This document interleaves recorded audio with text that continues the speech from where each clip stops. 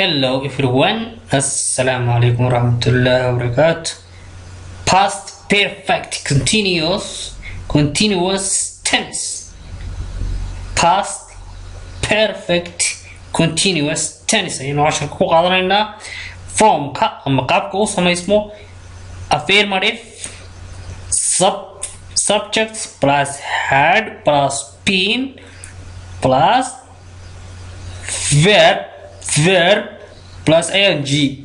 They had been playing tennis ayay ciyaarayeen. Negative marka negative yahay subject negative waxa lagu sameeyaa subjectiga soo horeysiinaysa had plus not lagu daraya been plus verb iyo ficilkii ing. They had not been playing tennis may ciyaaraynin tennis.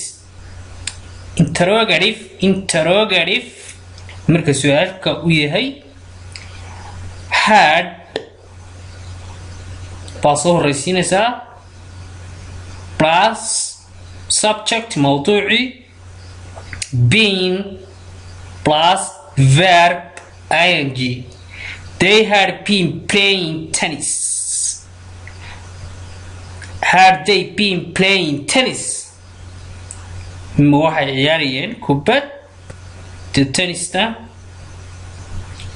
Usage isticmaalku wuxuu noqonayaa sidan: to describe waxa loo isticmaala tenniskani a past action ficil dhacay already started kaasoo bilaabmay and continued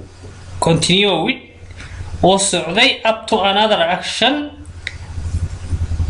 ficil kale on a time in the past kaasoo dhacayay past action on a time in the past waqti kaasoo ah waqti tagay. The boys inamadu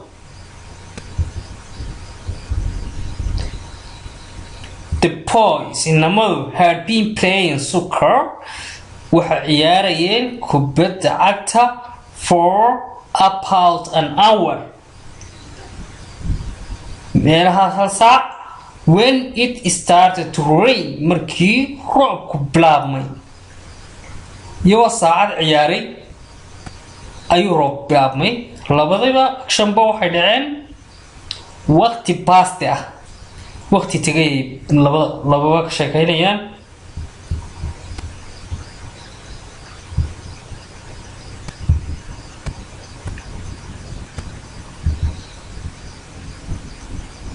usage-ka labaad isticmaalka labaad ee loo isticmaalo waxa weeye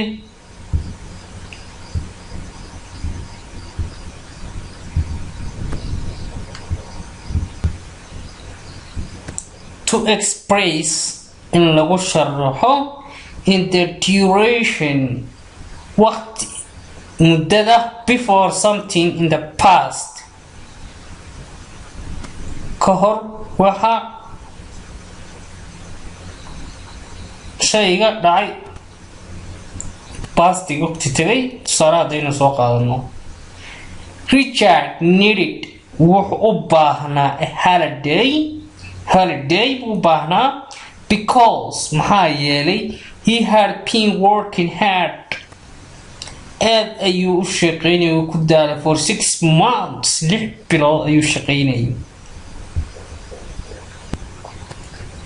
To describe in lagu qeexo the cause sababka for something in the past sababta wax sababay past wuxuu dhacay.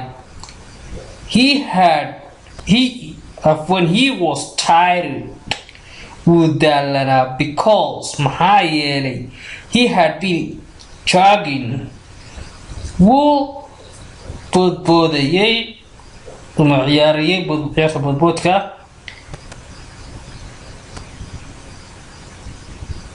kaasku maxay tahay wuxuu noqonayaa jogging ayaa ka dhigtay tired marka cause for something in the past.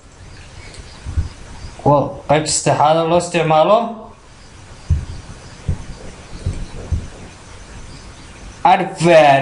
adverb of time